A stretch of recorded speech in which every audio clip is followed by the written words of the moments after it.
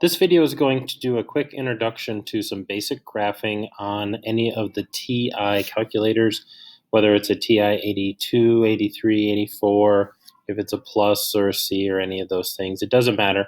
They all work very similarly. You can see I have my TI pulled up here. I'm using a plus silver edition.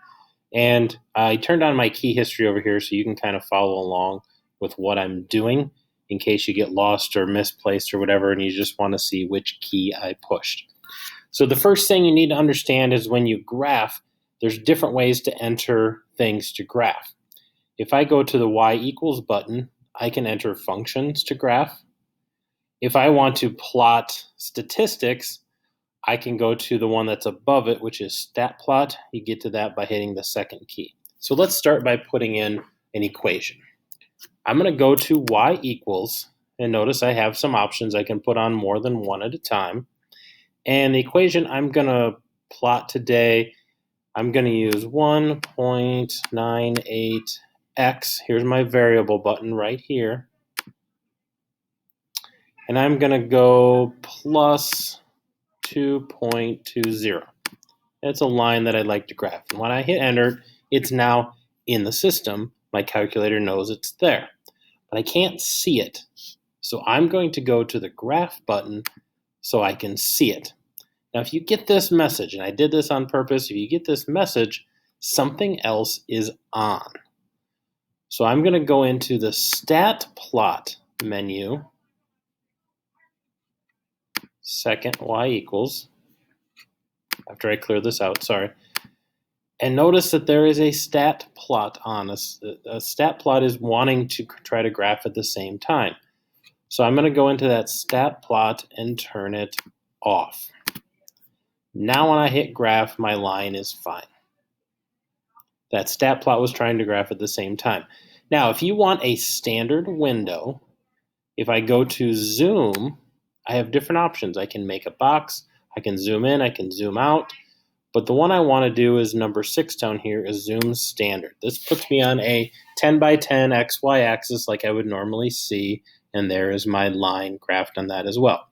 Now, if you want to customize that window, you certainly can. You go to Window, and you can say I want my X's to be from 0 to 10, and it's going to go by ones.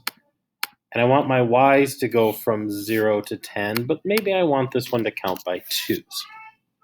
Now when I hit the graph, the line is still there because it's knowing it wants to graph.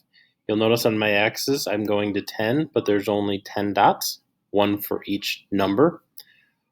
On the y-axis I'm also going to 10, but there's only 5 dots because it's counting by 2's. So you can set that window to whatever you want.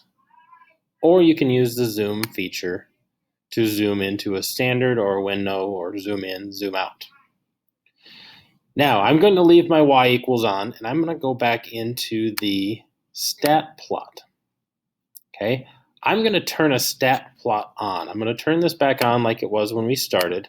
And you'll notice here, this is a scatter plot. They have box and whisker plots and bar graphs and histograms. I'm just going to turn on a regular stat plot using list 1, list 2, and a dot.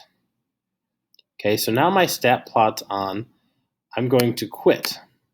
But I'm not going to see anything on my graph because I haven't put any stats in. So I'm going to go to this stat button, and I'm going to go to edit, which is choice 1, and I need to put in some points. So I'm going to start by putting in some X's in my list 1. So I'm just going to choose some numbers here. I've got a few numbers there. Then I'm going to go over and I'm going to put in some Y's in my list 2.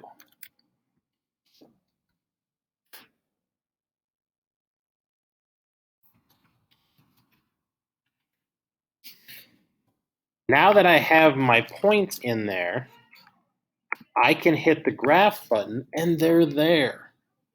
And I'm going to zoom to, there's another option down here that says zoom stat, and now I have my points and the line that I graphed as well.